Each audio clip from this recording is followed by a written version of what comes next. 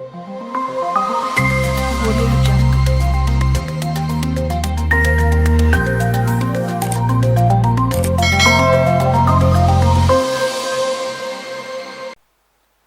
jërë ngeen jëf salaamaaleykum mbokku internet Firi Info ñu ngi leen nuyu bu baax di leen siyaare di leen ndokkeel bu baax di leen laaj ñi baax yéen a ngi si jàmm bu baax a baax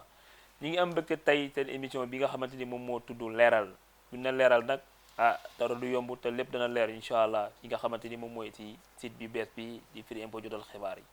tey nag ñu am gan goo xamante ni gan gu màgg la mu nekk responsable man nañ ko tuddee ndax day liggéeyu responsable mu nekk tim daanaan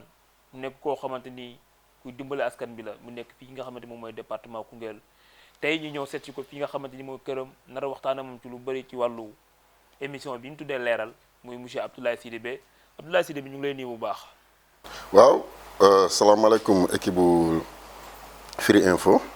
maa ngi la ñuy nuyu kenn ku nekk si turam ak santam di massawu nag si déplacement bi di ñaan tamit li ngeen jugte parce que ay jeunes rek la di leen ñaanal fi ngeen bëgg a yegg yàlla na leen fa yàlla yeggale te ñun nag en tant que jeune tamit dinañ si def liñ mën dinañ si bay suñu waar pour affaire parce que ndam la pour ñun ñëpp surtout Koungheul waaw di wax ni tamit maa ngi tudd Abdoulaye Sidibé dëkk fii si Koungheul di politique di ànd ak le ministre Mayacine Camara ak le président conseil départemental Assane Diop ñu xamee ma tamit ministère de la santé en tant que chauffeur nag taxi mais boo gisee ma dugg si politique bi nag gën see xar sama tànk mooy juste pour sama département parce que kenn gënumaa dëkk Koungheul kenn gënumaa bëgg Koungheul te kenn gënumaa ñeme tamit investir Koungheul xëy na ni dëgg la chauffeur laa mais nag lépp lu fi ministre bëgg a def wala lu fi député bëgg a def bëgg naa ko fee def en tant que jeune tamit. jërëjëf Abdoulaye si kaddu yu am solo yi nga leeral vraiment di am mbégte bu baax ci li nga xamante ni wax nga ko te nag di lay sant bu baax ci dalal bi ñu dalal fii ci li nga xamante ni mooy suñu émission bi nga tudd leeral Abdoulaye dégg neen la sa wax ak fi nga xamante ni foofu nga jaar ba yegg si ci wàllu politique nga ànd ak ki nga xamante ni mooy monsieur Assane Diop le président du conseil départemental ak ki nga xamante ni mooy le ministre Mayacine Camara en même temps mu nekk tim premier magistrat fii de la ville de Koungheul ñu ngi koy nuyu au passage Abdoulaye gis na ni yaa ngi ànd ak Mayacine comme ni nga ko waxee ak président Assane Diop ci wàllu politique te gis na ni jamono yi politique bi yëngu na wax ci bëri na te bilaa ñu dugg foofu dañ leen laaj Abdoulaye nan nga def ba dugg si politique. waaw man jeune la boo gisee ma dugg si politique bi sax c'est normal parce que képp ku ma xam rek xam na ni si politique laa yaroo parce que surtout Fana Dramé la xëy na ni ñu bëri xam neen ko te ku ko xam ku ne xam na ne kooku moom politique dafa politique ba yàlla jël fa bakkanam di ko ñaanal fa mu nekk yàlla na ko gënal fa mu jóge yàlla xaaree ko àjjana si darajay Muhammad sam papa tamit di Moussa Sidibé ñëpp xamee woon ko si politique turam siwee tamit si politique kon man tamit bu ma ñëwee nekk jeune dëkk si biir département bi gis ni politique bi war naa see mën a dugg pour sama développement wu département kon dama siy sóobu ba jeex looloo waral ma sóobu si politique bi plus particulièrement pour sama département surtout sama commune looloo tax. jërëjëf Laye wax nga ko loolu tax nga dugg ci politique pour jàppale wala pour sa département fi nga xamante mooy Koungheul rawatina fii commune bi nekk gis na ni yaa ngi liggéey koo xamante ni nu nga ko waxee mooy Mayacine Camara lan nga gis si moom ba ànd ak moom. waaw dëgg la avant Mayacine sax maa ngi doon ànd ak Fanta Sall parce que Fanta si ñi ko indi si Koungheul pour mu politique man si laa bokk. moom Fanta. te xëy na ni def naa effort bu ne pour mu am dara si biir Koungheul parce que plus précisément maat Ibou Ndaw ak benn grand frère am Pape Sall ak benn enseignant bi ñuy wax Séné Gueye ñooñu ñoo doon ànd ak Fanta di ko forcer pour mu liggéey biir Koungheul di ko indi pour mu liggéey xëy na ni ñu ngi doon ànd dëgg la nag doon ànd bu baax ànd boo xam ne joxoon na ma cër jox naa ko cër te àndoon nañ si ànd dëggu mais problème bi mooy man bëgguma ànd ak koo xam ne bëggoo ku la wax nii ngay def ak nii man bu may ànd ak mbindeef da ngay nangu ma lay wax dëgg parce que man soxlawuma dara si nit du xaalis du alal du daraja parce que xëy na ni man ñoom ñëpp yàlla def na ñu fekk ma système bi may liggéey parce que man 2008 ba tey maa ngi système mu santé kon xam nga man ñun ñëpp fii lañ ma fekk tey kon moo tax xëy na ni comme que moom bëggul ku ko wax dëgg man je préférais ma retirer wu woon taxawaat jël pause xoolaat ba ma xoolee tamit gis ni le maire Mayacine Camara neex na àndal parce que tamit loo bañ lëg da nga koy nangul ni gaaw na bañ toogee waxtaan ma gis ni ma koy fréquenté nangu na ku koy wax dëgg ma gis loolu parce que loolu laay woon man nit dañuy ànd nga nangu ma lay wax dëgg parce que du question sama intérêt mais intérêt département bi laay wër wala intérêt ñun ñëpp lu ñuy avance loo mais pas sa intérêt bopp looloo taxoon ma gën a xataraayu génn si Fanta Sall fas yéene àndat Mayacine Camara te dëgg la nag ba ma àndeet Mayacine ba léegi tamit franchement rëccuwuma ko parce que nangu na ma waxat moom nangu na ma kay teg fi ma ko war a teg nangu na ma kay jox conseil yi nga xam ne ni maa ngi koy tey leer na ko ba ma ko joxee ba tey rëccuwu ko kon nag looloo ma gën a supporté ma gën a àndan moom gën seex jël sama bakkan bi nag du ma ko nëbbu teg ko si parce que tamit Mayacine président moo ko fi wax buñ ko bañ nit koo xam ne la yàlla may na ko lim koy may ba pare kon ñun Koungheul war genre personne boobu lañ soxla pour au moins développement wu Koungheul te yenn yi ñu ngi koy gis mu ngi ko fiy def buñ ko bañ nit doo ko bañal yenn yi dans la vie ñun nag Koungheul am neen problème boo xam ne ni suñu responsable yi laay wax parce que pas ñun jeunes yi parce que ñun jàpp mais responsable yi jàpp si dara dañoo am benn problème dañuy xool ki nga xam ne moo mérito lenn li ñu ko koy jéem a xañ te loolu du tax suñu département jëm kanam moo tax man dama bokk ci jeunes yi nga xam ne tey dañoo taxaw pour xeex loolu dañ fi nit ki lim mérito at lim yellool at xam-xam gi mu am ñu jox ko lim mérito pour au moins département bi jëm si kanam kon nag moo tax man ma xatraayu pare pour xeex àndat la ministre Mayacine Camara pour combat bi looloo tax nag ma gën a xatraayu si ginnaaw. très bien jërëjëf Laye ñu ngi amaan mbégte bu baax Laye sànq wax nga ko sa biir kàddu si la ñuy jëriñoo pour yaatal foofu si waxtaan bi mooy sa diggante ak Mayacine Camara ndax da ngay dëggal ki nga xamante ni mooy monsieur le maire ci candidature am fi nga xamante mooy si mairie bi. waaw nga ñun ay ndaw lañ te dañoo sukkandiku si parti bi rek la ñuy déglu parce que tamit bu ñu jëlee suñu décision bopp daf mel ni amatuñ kilifa si parti bi comme que président mooy suñu kilifa baa ñu déglu président rek Macky Sall parce que si coalition président bi lañ nekk tamit buñ ko bañ dëgg la ba ñuy jël mairie bi dañ ko jël suñ coalition bopp tuddee ko woon Penco Macky Sall ñëw fekkee ñu suñ mairie jël ko ànd ak ñu nangul ñu ko kon nag comme que ba léegi si biir coalition bi lañ nekk mënaguñ jël benn décision te déggaguñ au moins kilifa parti bi wax moo tax. jërëjëf mais wax nga ko sa biir Macky Sall nga ñu diglu moom mooy sa kilifa parti bi te taw fan yi coow li bëri na lool nit ñi ñu ngi wax comme ki nga xamante ni mooy le ministre Mayacine Camara ñëpp ñu ngi wax ni day déclarer candidature fi nga xamante mooy élection yi ñu jëlmal incha allah te nit ñi tim wax ji bëri na ci côté am ñu ne liggéey na ñu ne liggéey te ndax ban réponse nga mën indi ci li nga xamante ni moom la Mayacine Camara def si biir Koungheul parce que wax ji war nga ci mën indi ay leeral. waaw non leeral dina am parce que foog leeral am parce que ku ne Mayacine liggéeyul rek xëy na ni da ngay wax lu la neex rek wala da ngaa soxor mais ñun en tant que ñun jeunes yi nekk biir Koungheul di yeewoo Koungheul gis Koungheul ni mu changé tuuti mooy xam liggéeyu si da ngay wax lu la neex lu mu tuuti rek si biir commune bu Koungheul defaat na fi 26 classes yoo xam ne yu bees la kon bu ñu ne Mayacine liggéeyu si éducation boo xoolee fourniture scolaire yi Mayacine a ngi siy def tey boo xoolee yenn classes yi nga xamoon dañ ko waroon réfectionné waat comme exemple école 1 école 2 Mayacine defaraat na ko kon avec ça éducation boo ne Mayacine liggéeyu si da ngay wax lu la neex ñu ñëw système santé bi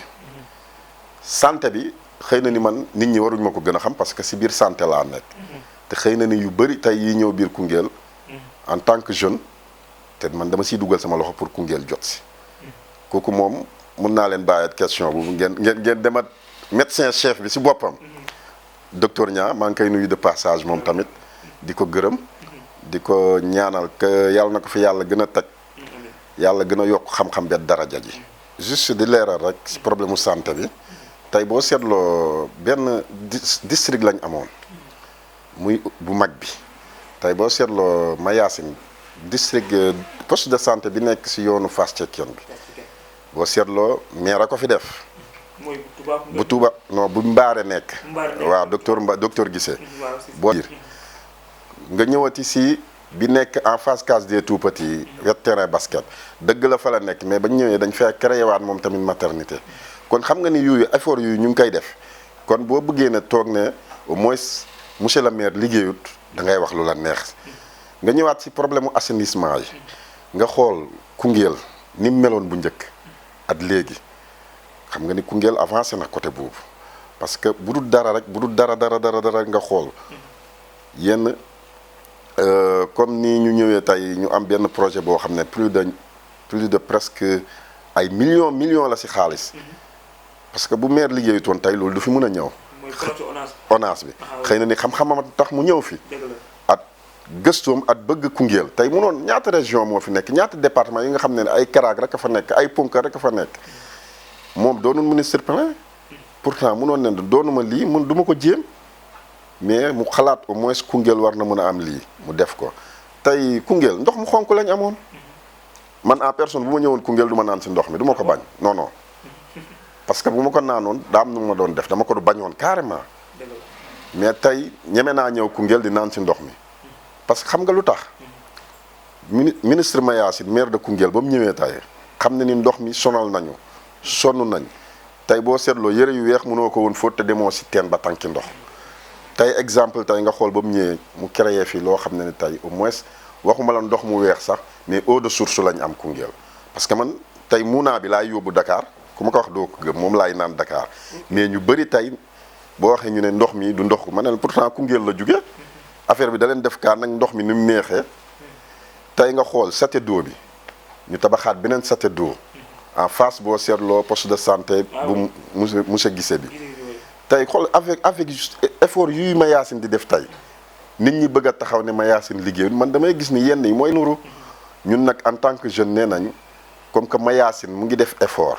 dañuy fexe mu au moins ndombu tànk bi ak garaat gi mu am mu gën a yokk ba Koungheul doon beneen nouveau ville au niveau du Sénégal ñoom loolu la ñuy wër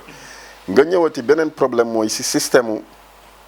tey projet yi mu am tey dëgg la ministre la am na loo xam ne ni tey te du ministre parce que nañ jàpp ni rang ministre la mais secrétaire d'état la tey yenn moyens yi am na ko yenn possibilités yi amu ko te pourtant Maya tey bu ko neexoon yu bëri du ko def au niveau du Koungheul mais tey boo seetloo exemple tey am na yoo xam ne ni tey ministre Maya effort yi mu siy def moom rek moo ko mën a def te mu ngi siy góorgóorlu bu baax a baax nga ñëw si problème mu éclaircissement public yi lumière yi pourtant yeneen villes yi dañoo jël seen lampe lumière yi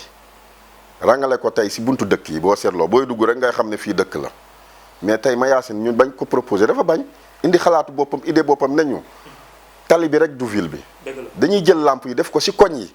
nga xam ne ni au moins sàcc yeet agresseur yeet yenn yi dootu si amati lëndëm bi dëgg mais tey boo seetloo Dakar Sénégal duggal yeneen villes yi nga xool entrée bi lampe yëpp foofu lañ ko def entrée ville yi sortie yi Mayacine indil ñu beneen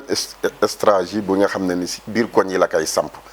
tey koñ yi nga xamoon tey dafa lëndëmoon exemple tey ay sanc Modou Koura ay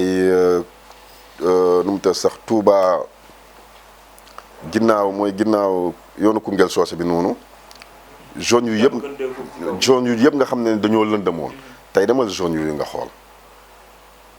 zone yu yëpp mu ngi siy débrouiller parce que tey problème bi mooy. mais laay foofu liggéeyam la non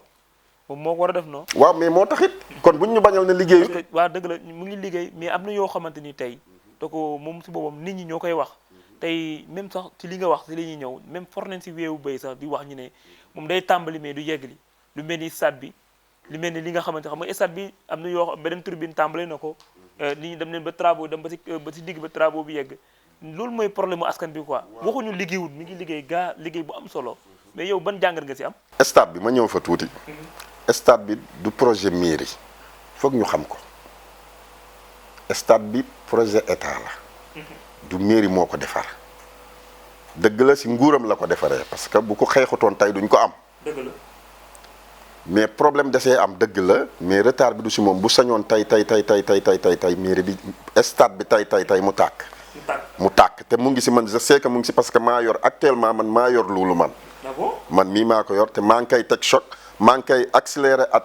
technicien bi yor affaire yi te bu soobee yàlla bu si yàlla àndee incha allah rabbi li ñuy wax si stade bi dina àgg parce que finalu Mayacine moom nocturne lañ koy fubal ak ay projecteurs incha allah. waaw mais c'est normal dañ ne liggéeyuñ mais tamit kuy xalam di si jaayu barke ba yaay borom mënuñ leen tabaxal stade ñu kaas ne duñ fi def dara ñu def fi dara tey balaa kenn di ko inauguré kay ñu inauguré ko suñ bopp dañu waxante dëgg buñ ko bañ. fan yi am na ko benn député bu nekkoon ci benn télé Africa 7 mu am dara lu mu wax sa leader ndax loolu da nga koy confirmer ndax lu mu wax am na wala amul. juste maa ngi nuyu passage honorable député Fanta Sall sama jigéen sama grande sœur sama lépp mais juste wax. foofu avant ñu dugg est-ce que yow Fanta yéen a ngi déggante parce que am nga fi ngeen jaar non. waaw am na fu ñu jaar non ñu ngi déggante. ñu ngi déggante mais déggante bi arrêté na. arrêté na aha du ma ko bañ parce que arrêté na parce que xam nga ne moom laay wax Koungheul nit ñi dañoo politiser ba mu ëpp. dañoo fiir. Mayacine nag chance boobu la am moom seetut kii fii la far seetut kee fee la far seetut kee fee la far Mayacine la ñëpp la boole njaboote. parce que dama see dundoot moom tuuti si caravane tabaski yi étudiants yi ba ñuy ñëw. pourtant dañ see jot a débatté moom tuuti ne ko maire mu ne ma ne ko am na ñoo xam ne Pastef lañ far exemple de mu ne ma ñëpp doomu Koungheul lañ. damay def caravane rek ku bëgg a dem Koungheul rek tabaski ñi na dem ñëpp ay étudiants lañ. xooluma kii fii la far xawul kon xam nga ni loolu tey bu ñëpp meloon noonu rek dina neex. looloo tax nag maat honorable dégganteetuñ parce que dafa fiir politique. très bien loolu am na solo nee na sa maire bi dafa tële mënatul. waaw xam nga moom laay wax xëy na ni Mayacine bu tële woon. président du ko teg fi mu ko teg parce que boo seetloo secrétaire d'État ñaar la ci gouvernement ñaari ndomb tànk rek la ku tële duñ ko jox tey boo seetloo Mayacine liñ ko jox fa mu nekkoon avant ñu kaa jox ak actuellement fu chemin de fer toll kon nga xam ne loolu ku tële du ko def xëy na ni politique moo mel noonu ku nekk da ngay ñod di jëmale sa bopp. Fanta man dama koy conseiller li ma koy faral di wax rek en tant que frère ñun ñëpp ay Koungheulwaas lañ. démbam fii la ñu fekk tayam fii la ñu fekk parce que ku tële rek bu fekkee boo tëlee rek ñu wax moom bu ñu waxoon moom du politique. ñeneen dañuy bëgg def benn affaire mais buñ ko bëggee benn travail wala bu ñu am lu ñu bëgg indi ko bu ñu ko defee maire tere leen ko. non mais nañ waxtaan nag dégg naa mu ne forage mini forage bu ñu yàq nañ ne teen d'accord teen la def d'accord naa ni da ko moderniser. Ah bon? waaw parce que gis naa mu defar ay teen. duma bañ parce que non teen teen yuñ moderniser la d'accord naa teen yuñ defar solaire def si pompe muy génne ndox kon loolu du mini forage buñ bañ mais tey boo jëlee teen bëgg ko def si travaux publics foo xam ne ni route publique la nañu waxante dëgg nag surtout fi nga xam ne tali lañ fa bëgg a def goudron nga ne foofu nañ fa def teen. est-ce que moom fu mu bëggoon a def si benn buntu kër la ko bëggoon def. non mais fi mu ko bëgg a def tey boo seetloo fi tali bi di jaar la. tey buntu kër yi ñoo séq tali bi te tali fu muy jaar fu ne boo seetloo day am ay territoire. territoire yi mënoo fa def teen mënuñ ko créer c'est impossible gis nga buñ bañ. parce que def na fi ay teen def na ko fi. yooyu pourtant kenn terewu ko. parce que fi ñu ko def xam ne ni place am la amuñ problème buubu. loolooy problème bi jugaat neen tamit di wax ni teen bi fa nekk mënoon leen ko bàyyi def si rond point. teen non mais xam nga moo tax Fanta ñun député bi ñu ko jox sax dañ ko regretté. mais nag fan yii dafa la ñu tiital de. bokkuñ non ñun Fanta mënuñoo tiital parce que du moom la département bi faloon. mais wax ji yow bu nga ko déggee dafa la kaa. non du ma def kaa parce que man Fanta xam naa ko. ah bon bu baax. mais ni muy ñëwee non nee naa la bu baax Fanta si ñi njëkk a tax mu def meeting si laa bokk 2017 déggoo ma de ñi njëkk a tax mu def meeting si laa bokk ñi si jàpp meeting bi réussir si laa bokk Fanta 2012 bu toogee tey di wax dafa bëgg Macky Sall ñenn ñi la koy wax waaye du man 2014 Fanta 2012 woote wut maa ko wax man laay Sidibé. ah bon 2014 woote wut. amul carte électorale amul carte. kon noonu la def. waaw mais xam nga moom laay wax man Fanta kon Fanta noonu dafa am na ko weddi man maa ko wax man laay Sidibé Fanta amutoon sax oto bu mu campagne man en personne man maa jël sama oto véhicule administration man maa jël sama oto man ñëw ànd ak Fanta ñu nekk Koungheul. loolu risque de. ah waaw mais parce que boobu du ma la nëbb man nee naa li may dem damay dem ba jeex. te puis gars yi dañoo laaj dafa am fit. te après loolu laa la man dem naa ñu dàq ma 3 mois à cause de loolu. ah bon 3 mois yoo xam ne à cause de loolu. te moom jaraloon na ma ko moment bu. parce que si ñu ko tax du lu ñuy wax. mais ñi ma jege woon benn si magam Pape Sall. Ibou Ndaw ñoom ñëpp xamoon ngeen ko parce que ñun ñoo nekkoon entourage Fanta ak Seydou Bodian.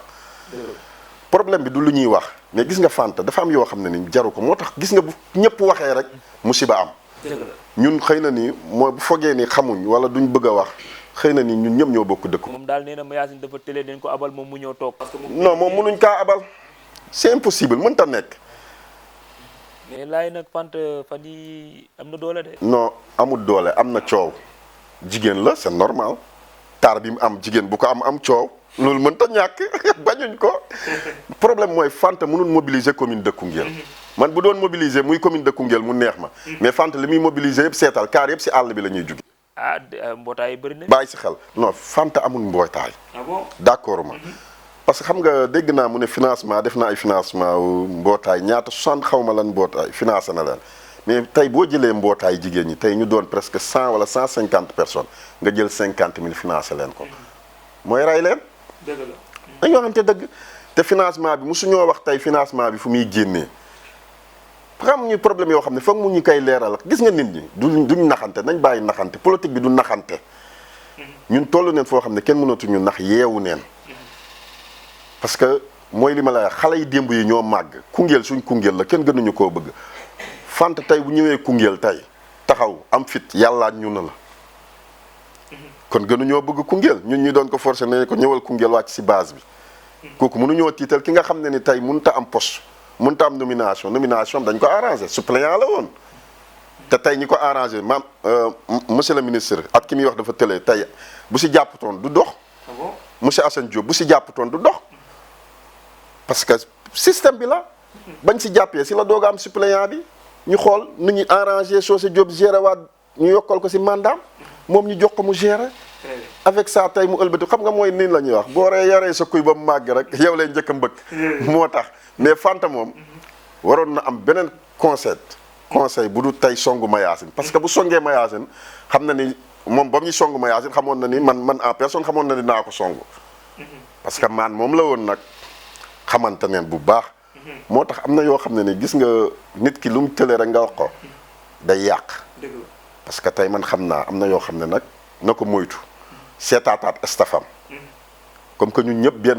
bennoo bokk yaakaar la ñuy woote nañ ko fexee gëm ñun dañ ko gëm depuis avant moom mu ngi koy soog a gëm parce que nee naa la fichier temps ñuy def mooy kii bi parrainage bi na leen Fanta jox fichier ngeen xool du leen ko jox mukk du na ko publier maa leen wax loolu na leen ko jox mais du dese copie waa mais na ko publier man maa ne la na ko publier du ko publier nee naa la Fanta man Laye Sidibé maay wax Fanta moom xaw ma ku ma xamut waaye man moom xamante waaw kay jërëjëf Abdoulaye Sidibé ci kaddu yi nga wax am na solo lool ci leeral bi nga indi ci li nga xamante ni moom mooy actualité tey ci digganteeg Fanta wax dëgg yàlla leer na di leen fàttali ne yéen seen émission bi nga xamante ni moom émission leeral ñu toog kenn koo xamante ni leader la wax naa ko responsable ndax day def loo xamante ni am na sax ay responsable yi nekk ci biir département bi defuñu ko moom mu ñëw liggéey bu am solo ci lépp ci fànn bu nekk pour laal boo ko ooyee mu ñëw jàpp si comme wax na ko cëpp ci nga xamante ni mooy jaaram ak li nga xamante ni ba yegg si fii ak li nga xamante ni diggante moom ak ki nga xam ne mooy Mayacine Camara ñi nga xamante tey moom lay liggéeyal vraiment ñu ngi koy nuyu bu baax au passage sama xarit la laay fan yee si gannaaw ñu ngi am benn waay goo xamante ni mën neen wax ne sax benn nit la koo xamante ni tey mu ngi fi nga xamante ni mooy bitim réew mu amoon lenn loo xamante ni wax na ko wala sax dafa mel ni sax dafay renseigné ñëw si li nga xamante ni moom mooy ci biir Koungheul doomu Koungheul la nag doomu Koungheul la te nekku fi bitim réew la nekk mën neen wax ni sax Maroc mu ngi wax ju loo xamante ni mën neen wax ni sax wax ju xaw a day waar la te ki nga xamante ni moom mooy sa leader monsieur Mayacine Camara ba ki nga xamante ni mu ngi koy wax tamit sa beneen leader mooy ki nga xamante ni mooy le président du conseil départemental wax ji métti na leen xam naa ni ku may wax xam suma biir kàddu war nga xam kan la te dafa mel ni daal information bu courant coupé mu bind teg bu dara xewee Koungheul wala loo xam ne xew na si mairie mu bind teg ba fan yee si ginnaaw sax amoon na tim ay attaques yoo xamante ni ay nit ñoo ñëwoon doon ko agressé fii nga xamante ni mooy foofu noonu fu mu nekk indi ne si ay leeral ñun déglu neen ko seetaan neen ko suivre neen ko yow si boppam moom si boppam gis nañ ci seen taxawaay te ak seen niveau yow ndax kooku xam nga kan la. waaw parce que doomu Koungheul la suñu frère la Mortala maa ngi koy nuyu de passage man tamit. très bien di ko wax ñun ñëpp benn lañ ñoo dëkk Koungheul. di ko ne non xam ne xëy na xam nga moom laa lay wax gis nga ñun ay jeunes lañ. bu ñu toppee politiciens yi dañuy dugal. parce que ñun Koungheul kenn gënuñu koo mérito kenn gënuñu ko mais foog ñu xam fi ñuy teg suñu tànk moytu ñenn ñi parce que am na yoo xam ne ni dañ la siy dugal ba pare balas yi te en plus man agression bu muy wax man gëwuma ko.